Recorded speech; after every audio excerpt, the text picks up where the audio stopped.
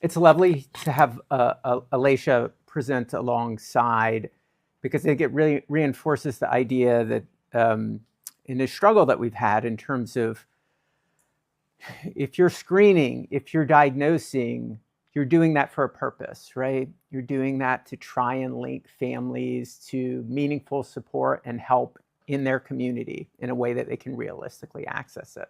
One of the joys of where we work is that we've been working on building both of those sides simultaneously, because you have to build both.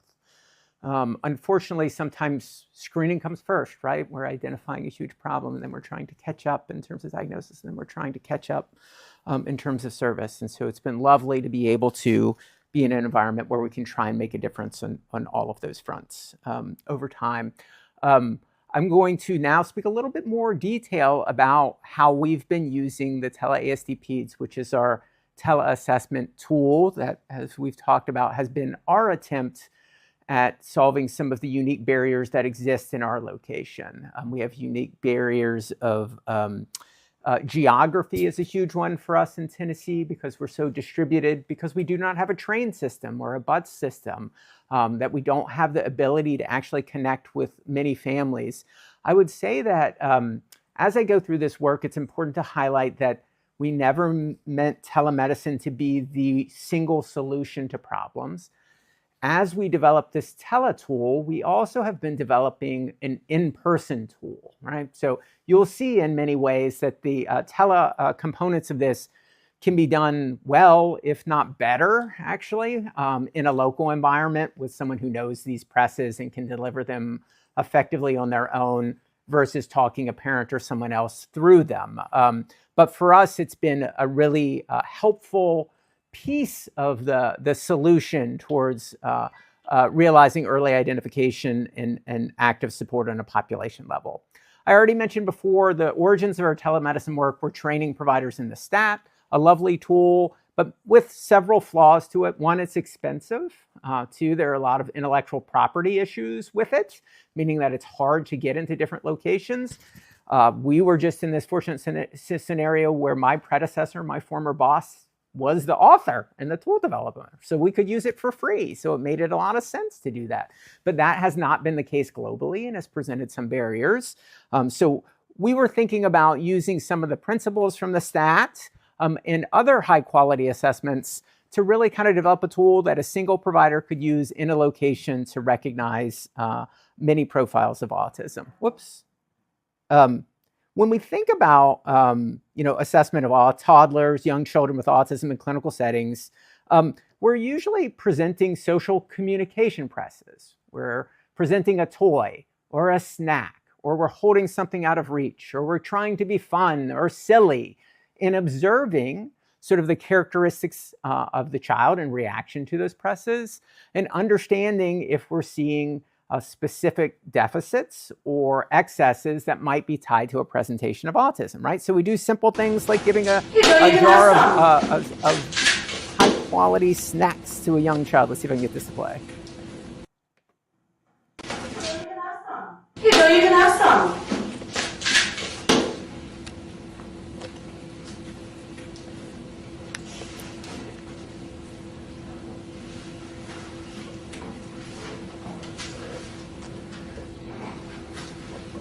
Okay, so you can see stark differences fairly quickly with some of these presses, right? You see a child who lets us know he wants goldfish, right? By taking that hand and putting on top of the other hand of the adult there to give me some more, versus a child who in 3 seconds can use his eye contact, his vocalization, his facial expression to let you know about what he wants in the environment too, right? And there are ways in which not only an in-person sort of process like this can work, but ways in which we might be able to think about this for a tele approach. We use principles of basically parent-child interaction therapy, or PCIT, right? Of talking folks through specific behaviors to see if we could see some of those same things that we needed to, either in terms of excess or deficit that might be a concern.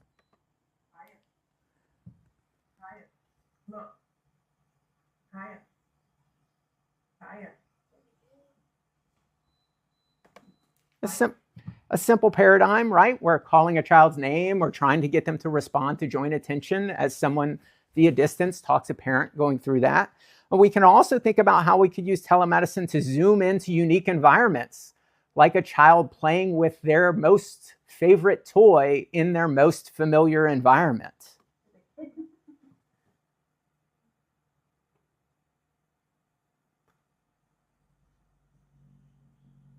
Fun trick with that one. As a kid. It's actually kind of unique, right? People were concerned about telemedicine sometimes because we were used to our standard approach of, oh, you've got to come into my clinic and play with my Jack in the Box. You must play with my Sesame Street musical toy, right? For me to be able to have the answer. When in some ways, if you wouldn't see this child with his favorite toy in that clinic, right? Or you might actually be able to see it in a home environment, right? Or their highly preferred activity or their routine or some of the other things may came to be. So we set about to design a tool that might be able to do this for us. We recognized that you couldn't just do the things that we would do in other settings. And so we were an organization like SOTIS where we gather lots of data about our children so that we can hopefully make better decisions about our care and our processes over time. And so we had a lovely database of a decade of toddlers who had come through our clinic and received all of the gold standard evaluations.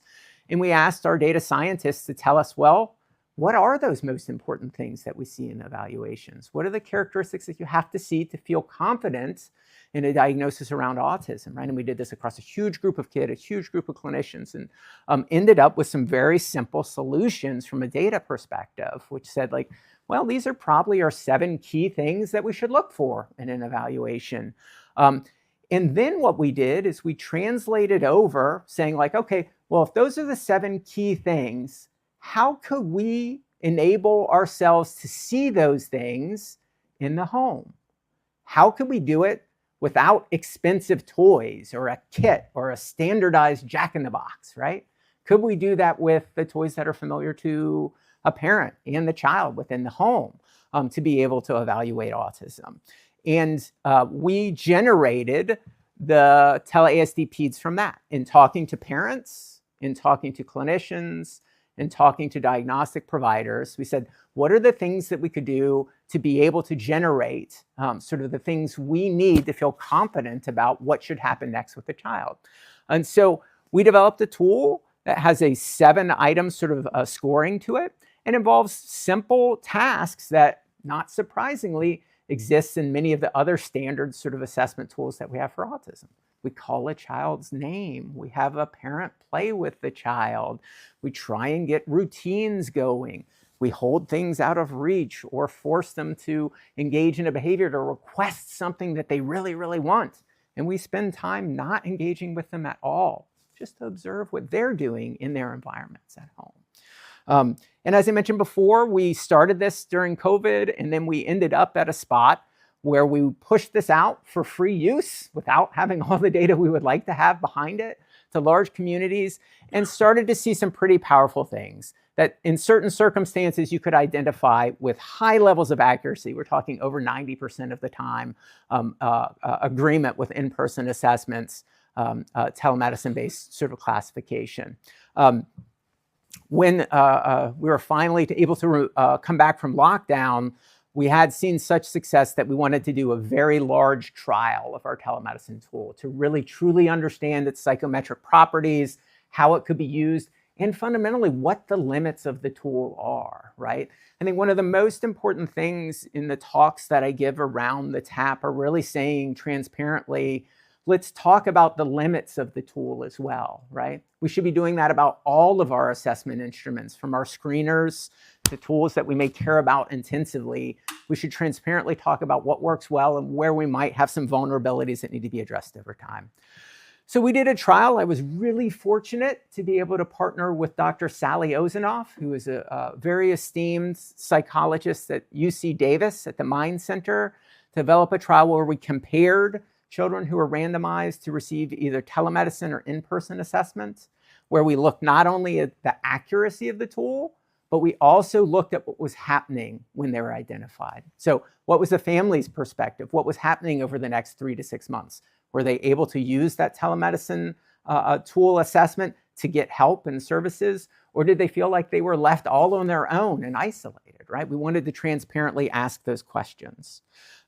We published some interim analysis regarding the TAP about a year ago, maybe a little over a year and a half ago, where when we pulled in about half of our children, where we're seeing 94% agreement between telemedicine and in-person evaluations, where we're seeing very high levels of agreement with the ADOS, which is considered a reference standard, and high retest and inter-rater agreement. And now we have completed this trial. And so next week when I travel to our big international autism conference, I will present the data that you guys get to see first here in Warsaw. So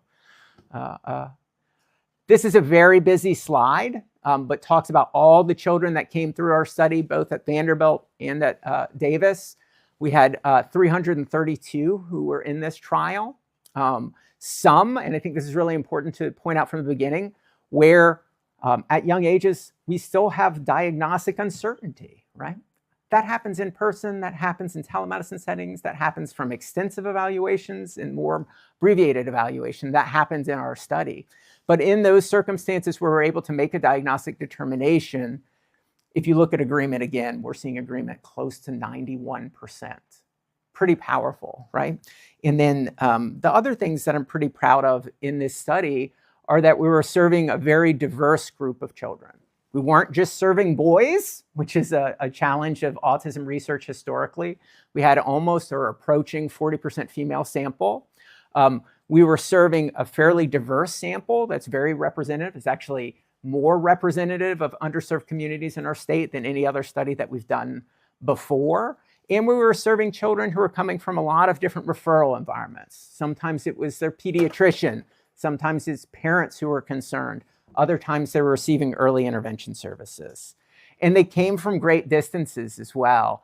We had on average, so what is, I don't know if I should have done the kilometer conversion for this, but we're talking about 60 miles, which I think is well over 100 kilometers on average away from where we were for the families who are participating in this study, both in California and in Tennessee. Those are heat maps of where kids were coming.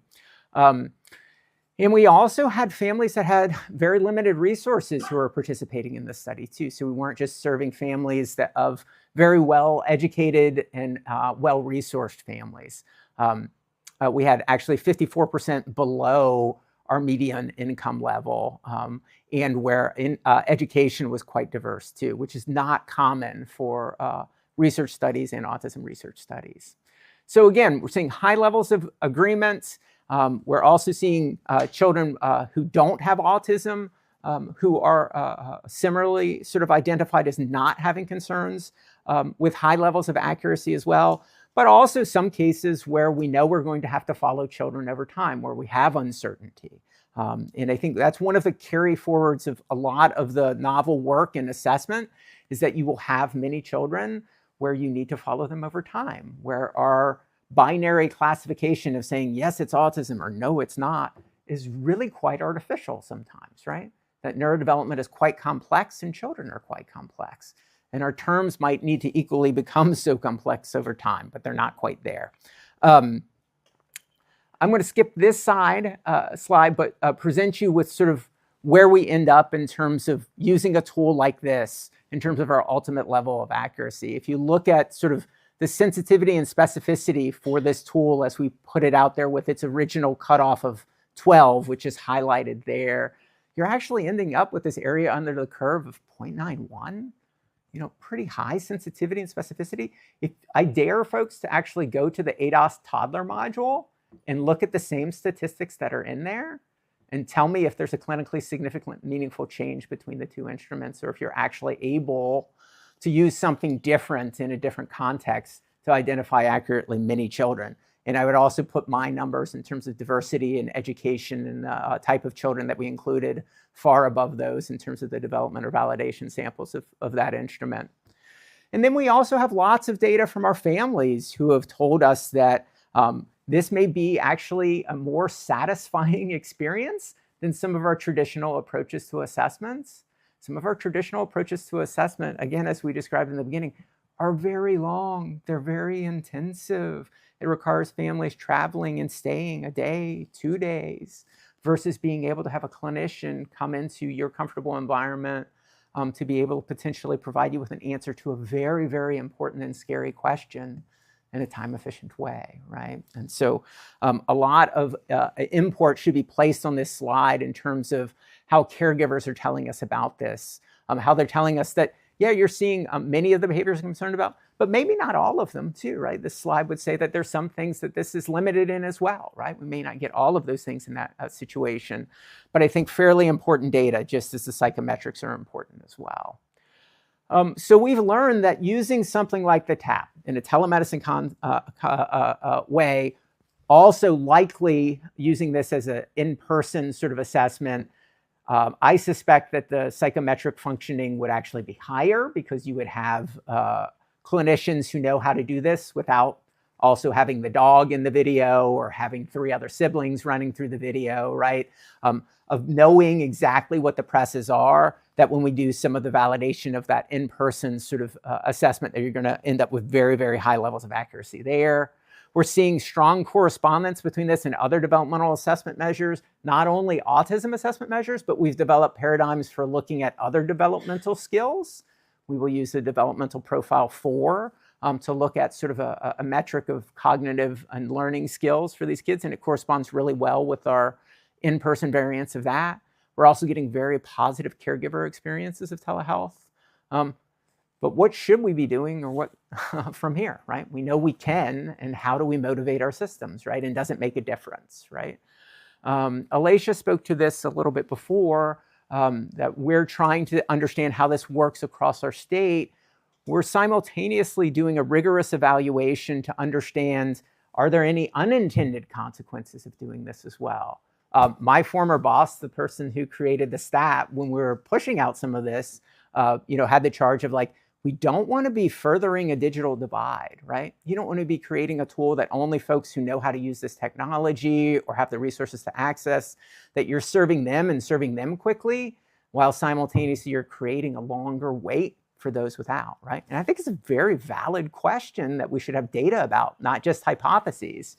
And so we've started to look at what happens when you do roll out something like a TAP or an in-person sort of screener as a next action step when there's an initial screening concern. And we're seeing some really lovely things emerge. So this slide talks and examined explicitly as we rolled out this for folks who are on public insurance versus folks who are on private insurance, which is probably our best indicator for income level in our state and our systems of care. And what you're seeing is that actually the weights are going down for both groups, right? And as Dr. Stainbrook put before, we're not saying everything should be telemedicine, right? We're saying that this could be a component of a lovely system. It could be a component where we're also having folks who could do the in-person version, the ASDPs, or we're having a lot of folks who might need just the traditional gold standard sort of evaluation services. This slide basically presents the idea that putting those things out there together actually is shortening the wait and response time across all, right? And so this idea of thinking about how do we incorporate a tool like this into processes is likely to see success when modified for the right sort of a cultural context at the right time with the right leaders. So we are now fortunate in our state, everywhere where you see sort of this TN square means that families are able to access early rapid screening with the TAP, usually within 3 months of their referral towards our early intervention system. Then where it makes sense in our local geography, we're actually training providers and have whole teams who are doing our in-person components of that as well, because that might make a whole lot more sense for that context in that setting. But what we're hoping to do is basically move the needle and say, any child, they fill out an MChat online, their grandmother tells them they're concerned about something, their pediatrician does, that they don't have to wait 12 to 24 months to understand what's going on with their child, that we might be able to make that radically different for them. And we might be able to radically change sort of that fact that when you have the answer, oh, by the way, there are things you can do. It may not be everything right away, but we can have supports in play. And I think, we haven't solved the problem. We're still struggling through it. But I think in our struggle, we've identified new tools that can likely kind of make a big difference for a great number of families. I will also end too, because some people will rightly challenge us in terms of saying, well, that's great. You're going to do a telemedicine assessment of a toddler who lives 5 hours away from you, and there's no services there. They won't be able to get help. Why would you do that? Why would you even, push that? Should you do that at all, right? When invariably we get some of that charge, I will show this clip, and I will ask people to tell me, what are you watching? What do you see here on the screen?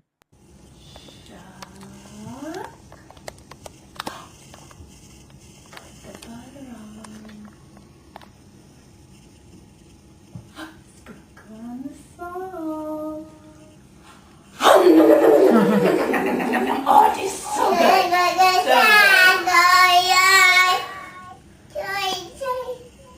Again. Again. Oh, good. Again. Here it goes. Shuck. Shuck. Shuck. Butter on. Sprinkle on the salt. Oh, it tastes so good. It tastes so good.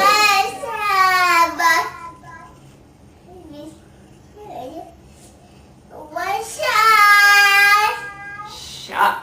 One more. One more. I'll do it. One more. Shuck.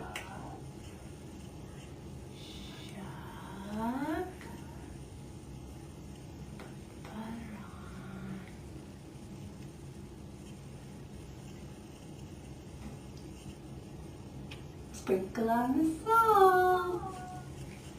Oh, I got you. All done corn. All done corn. Yummy. So who was that?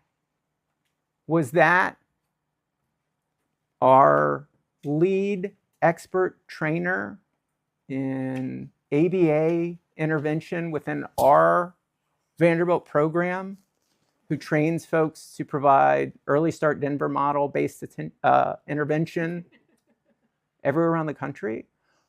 Or was that a mom who lived 5 hours away from us in Tennessee, whose child was diagnosed via telemedicine, and who just graduated from a 12-week coaching program? Do you care which one, as long as that kid is getting good, high-quality intervention? Are there worlds in which both of these things could be true? Absolutely. Whatever you call it, that was good, high-quality intervention, right? Just established this wonderful social sensory routine. She's responding elegantly in real time to subtle communication and social cues. She's not throwing M&Ms at the child as a reinforcer, but using herself as a social partner, right, to increase engagement and communication over time. So I think, and there are reasons why it might not be that mom too, right? Maybe there's a mom who's got 5 children, 3 of whom have autism too, who's managing it on her own with grandma who watches all the kids because she works full time, where that might not be a reality. But there are some realities in which I think if we think creatively about the type of tools and intervention supports we build, where we might be able to make big differences for a kid like that. So I think I'll stop there. I've talked at you very fast and very furious, but I think that would leave us plenty of time for the rest. Thanks.